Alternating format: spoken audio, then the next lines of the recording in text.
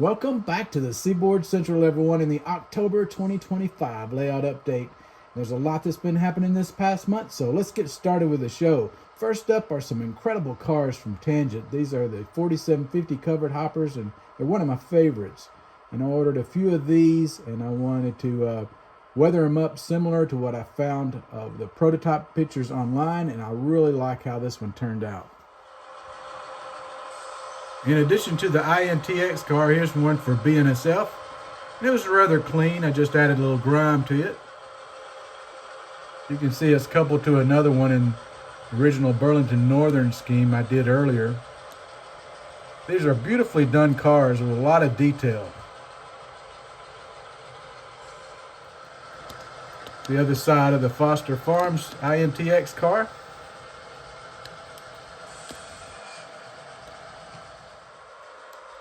In addition to those two Tangent cars, I weathered up a couple of more. This is a couple of Walthers cars, including this GACX car,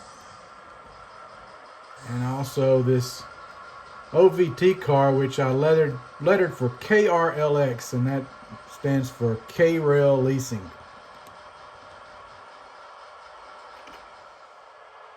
Now, the KRLX mark is not real as far as I know, but I'll tell you the reason why I did it.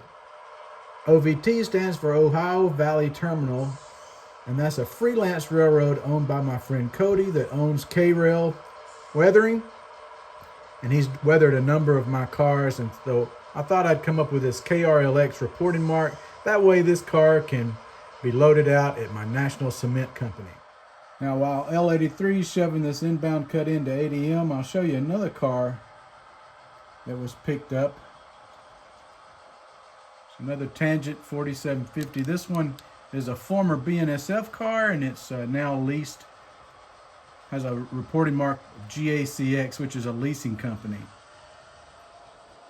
And again, this one was really clean according to their prototype photos, so just added some grime to it, a little bit of weathering, and it's good to go.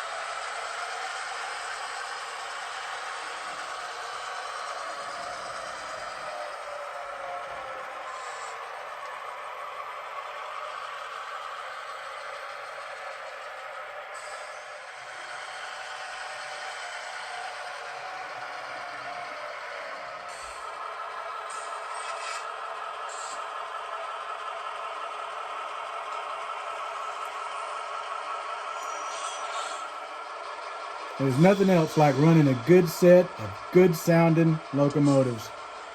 And these Athearn units with Loc sound decoders are amazing.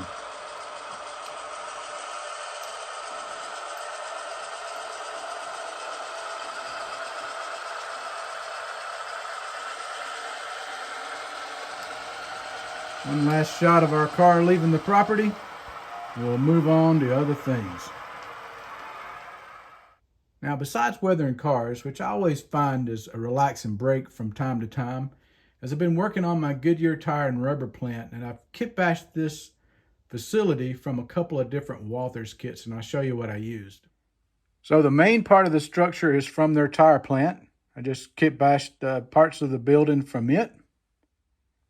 And the storage silos are from the plastic pellet transfer facility. So I do think these kits do a pretty good job of blending into the structures that's shown on the backdrop.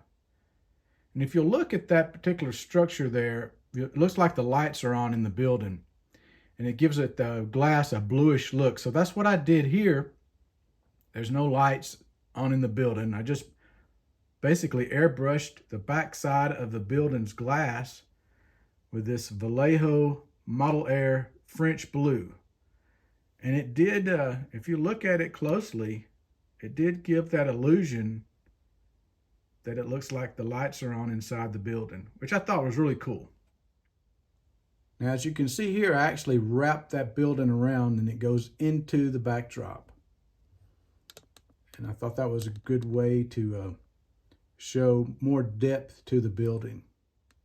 Now, while I was working on the Goodyear structure building, I actually made this opening in the wall larger for these 5 tracks that will be going under phase 2 in the next section that I'll start on next year. So it's just temporarily closed off now, but it did add a little bit more length to these tracks. This actually gave me an opportunity to create a new scene when I did this. And you can see I got a little bump out now that wasn't there before. And I got a neat little scene. I'll show it up close here in a second. This actually gave me a new opportunity to make a new scene on the layout that wasn't here before. And you'll notice there's a large tree, a little road it looks like, that comes in right there along the backdrop. One of the things I really love about this scene is it actually allowed the fascia to keep going instead of being cut off at this point and forming a sharp angle right there. Now it just seems more natural. So here's a close-up angle. It shows the little backdrop back there. It's got a roadway that comes in, and this is an access road to get to this end of the yard, which is important because you want to be able to get to an area where you can watch shoves people in the yard, or maybe pick up crews from this end. This large tree right here is actually a ready-made tree from JTT Scenery. And I actually have a video on the channel. I'll try to put a link in the description that shows how I improve ready-made trees to make them look more realistic. Also, something incredible that happened this past month during September 2025 are the first ever Seaboard Central locomotives that are being offered for sale by homeshops.net. And the first up is a Scale Trains SD38-2, available in 2 numbers. And next up is a first locomotive produced by Prairie Shadows. It's a GP20 Eco unit, also available in 2 separate road numbers. And these come available with DCC and sound or DCC ready. So be sure to check out homeshops.net while they last. Next up, if it's still available, I do have a locomotive I'm trying to sell. It's an Athearn Genesis SD80 Mac that I had Georgia Bigfoot Trains upgrade with a Lokesound V5 decoder, also the Power Pack Keep Alive.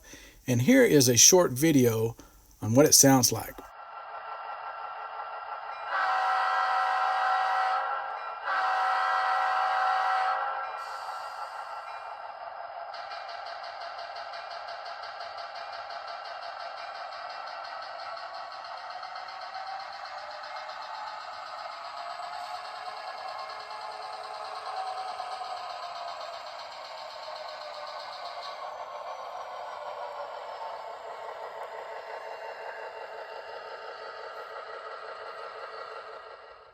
So that's going to be it for this October 2025 layout update video. If you enjoyed it, be sure to give it a like, leave a comment below. Until next time, I'm Tim Garland.